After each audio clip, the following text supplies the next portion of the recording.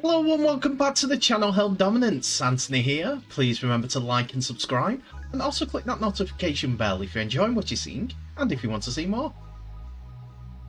Coming up in this episode, we have the RFL's response to the Harry Newman try decision, and the NRL served up 3 fantastic games on Saturday morning.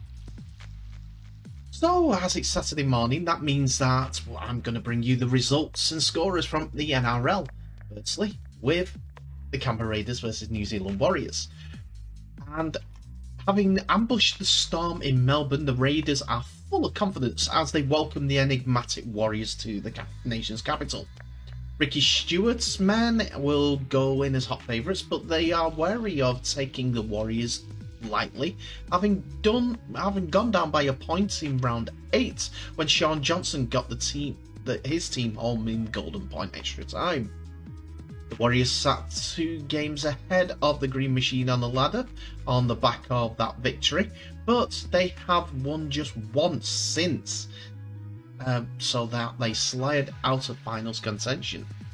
The Raiders' run home is relatively a friendly one, and a win on Saturday can catapult them into the 8th for the first time since round 3. That leaves us with the little matter of the teams. The Raiders have Nick Cotric taking over from the suspended Jordan Rapana on the wing, while Albert Hapuate replaces James Schiller. Skipper Elliot Whitehead also returns after a knee injury, so Corey Harawira goes to the bench. There will be no changes for the Raiders in their 19-man squad, updated with Elijah Anderson, the 18th man. For the Warriors, Reece Walsh has been bumped to the bench, and a mid-year signing, Dejan Assi, is preferred at 5'8" ahead of rookie Ronald Volkman. He is also rested last week. Aaron Penn dropped out of the team in the 24-hour update, with Alicia Katoa coming on the bench as his replacement, and Edward Cozy becoming the 18th man. The Raiders came away with the win, despite losing 14 points to 0 at half-time, with a 26 points to 14 reverse in the second half. Jack Murchie got over on the 2nd minute, Dejan Assi scoring on the 7th. Shaun Johnson converted both tries and kicked a 26 minutes penalty for the Warriors, looking good for the half-time lead. But with the help of 2 40-20s, the Raiders got back into the game and won. Albert Hapuate scored his first try for the Raiders after making his debut last week on the 41st minute, with Sebastian Chris scoring on the 59th minute. Corey Harawira scored a double on the 64th and the 67th minute, with Jamal Fogarty converting 3 of the 4 tries and kicking 2 penalties for the Raiders' win.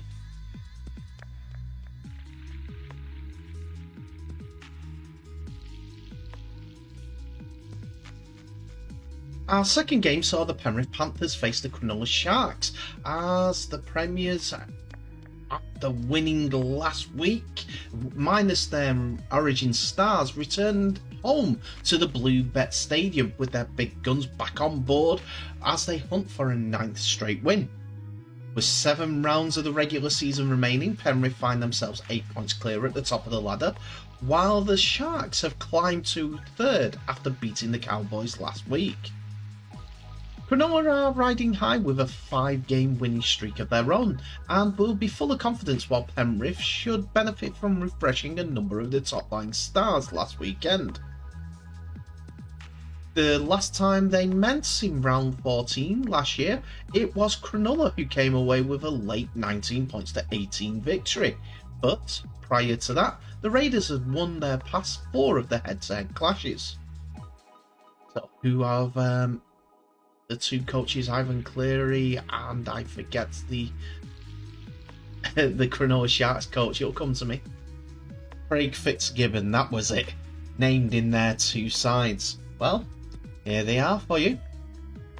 For The Panthers, all 7 of their Origin players rested last week are back and named to start, which means there's no room for Lindsay Smith, Sony Luke, Kurt Falls or Robert Jennings. Moses Leota was a late withdrawal in the 24-hour update. However, with Matt Eisenhuth moving to the run-on side, Spencer Leniu joins the bench alongside Mitch Kenny, Scott Sorensen and Jamin Salmon. Teosifa Talake is back in the centres after being a late withdrawal for the Sharks last week due to a shoulder injury picked up in the Origin Decider. Connor Tracy shifts to the wing in place of Sione Katoa, who will miss the remainder of the season following shoulder surgery. Britton Nikora's return from suspension sees Teague Wilton revert to the bench. There were no late changes to the side named earlier in the week in the 24-hour update, with Braden Trindle set to feature as the 18th man. And it's another win for the Penrith Panthers as they beat the Cronulla Sharks 20 points to 10. The Sharks got off to the best possible side as Connor Tracy scored on the 7th minute, and which was followed up by Matt Moylan, who scored on the 11th minute. Nico Hines converted Moylan's try for a 10 points to 0 lead.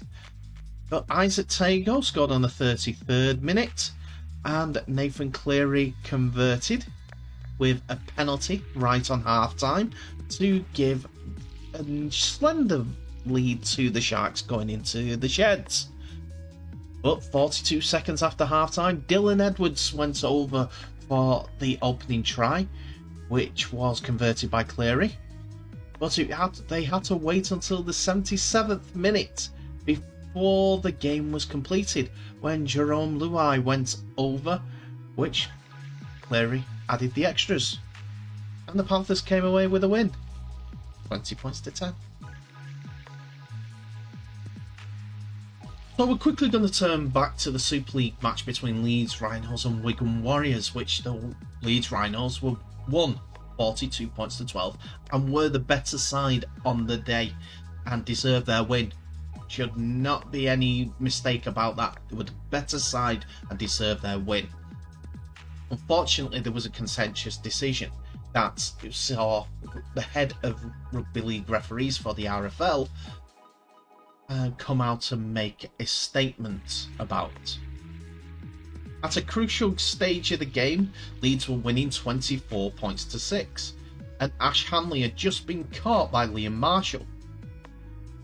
After which we saw Harry Newman dive through the legs of Ash Hanley to go over to score. Video referee check was given the option that it was awarded as a try by the on-field referee, but had to check, and he awarded the try. But the head of referees had to make a statement around that decision, as it seems like the video referee and the on-field referee got the decision wrong. The head of referees, Steve Ganson, put out a statement via the RFL in regards to the an off-field decision. All matches are reviewed in full at the conclusion of the weekend's round of fixtures. However, on this occasion, a more urgent clarification is necessary, he said in a statement issued by the RFL. This was particularly set of circumstances. This was a particularly disappointing set of circumstances, and it's clear the department has fallen below the standard necessary and expected. The decision was incorrect to award the try. Ganson, a former rugby league and Super League referee himself, went on to go to the video referee policy that states if an attacking player in an attempt to score a try dives through or into a teammate in front of him, including the man playing the ball, then this should be deemed as obstruction if the defensive team is materially disadvantaged. The disadvantage? He gained an advantage because he dived through the player's legs to score a try. I have had discussions about this incident online via social media, mostly I think with Leeds fans gloating. That's fine. But I don't like the whataboutism. They came up with different instances. Let the referee deal with that instance afterwards. You may have got a better advantage over it, or you may not have. First, deal with the rules correctly. If they're missing that rule, what else are they missing? There needs to be a higher standard set, and I think that's because Robert Hicks has not refereed full time this year. I think Rugby League is missing Robert Hicks because he sets that standard. He was the best referee last year. It don't matter what your thoughts are of him. In my opinion, he was the best referee. And the standard has fell the wayside as he has gone into part-time and refereeing lower league games. We'll see what changes come of it in the future.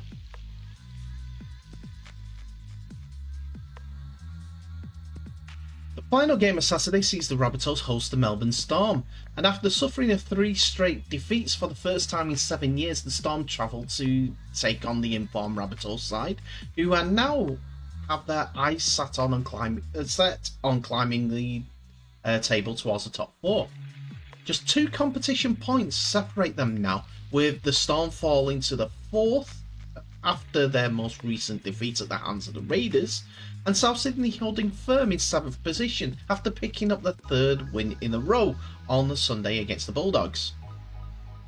Melbourne have struggled to put it together in the attack over the past fortnight, and now without influential fullback Ryan Papenhuyzen with a fractured knee bone, patella I think it is out for the rest of the year. The Bunnies have had no such luck with the ball in hand and are playing with a newfound confidence.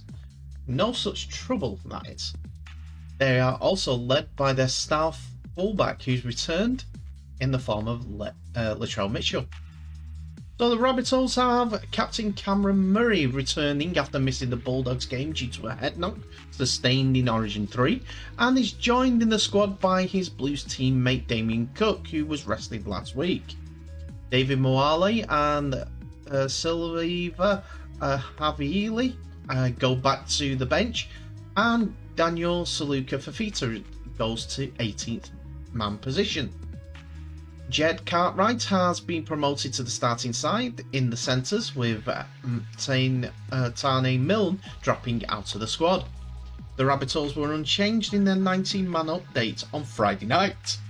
Excuse me. Now for the Storm. The loss of Ryan Papenhuyzen to a season-ending knee injury sees Nick Meaney shift from the wing to fullback. Tyron Wishart is the new winger, and Grant Anderson joins the bench, having recovered from an elbow injury. There were no late changes to the Storm team 24 hours out from the game. The Bunnies inflicted a 4th straight defeat on the Melbourne Storm as the Rabbitohs beat the Melbourne 24 points to 12. It all started so early after Keon Koloamatangi scored inside the first 2 minutes with a free run to the line. Mitchell converted for a 6-0 lead. Alex Johnson added another to his try-scoring record on the 27th minute before Marian Seve's pace outstripped the Rabbitohs' defence for the opening try of the Storm's day. Nick Meaney converted, and it was a 10 points to 6 half-time scoreline. After half-time, it was Alex Johnson who got the scoring up and running yet again on the 45th minute. Lachlan Ilias scored on the 47th minute before Jackson Paulo scored the final try of the Rabbitohs afternoon. Latrell Mitchell could only add one more conversion to his record, but Dean Aramaya scored on the 62nd minute to give the Storm a little bit of a lifeline. Nick Meaney converted his second conversion of the day. But despite a Cody Nikorima sin binning on the 79th minute, it was a Rabbitohs day as Souths go into the top 8. And that's it for another episode, ladies and gentlemen. Thank you so much for watching. Please remember to like, subscribe and share this video worldwide as we look to grow our wonderful, wonderful game. Please also click that notification bell for any updates or new videos that may be coming your way. Tell me in the comments below what your thoughts are of this episode. Melbourne Storm are in free fall and it looks like Souths are going to catch them. They're going to catch them for that top 4 place. Minor semi-finalist playoffs for Melbourne Storm, who were in the final last year. Oh, no, they weren't. They got beat off the South Sydney again, didn't they? Oh, what a day. Anyway, Penrith Panthers, another victory. Made to work hard by a fantastic Cronulla Sharks side. They're a couple of steps behind the Panthers, but they're getting closer. I won't be surprised in the next couple of years they're challenging as well. And the final game, New Zealand Warriors. They're just their own downfall at this moment in time. Whether that's a lack of experience, a lack of numbers, or just a lack of quality.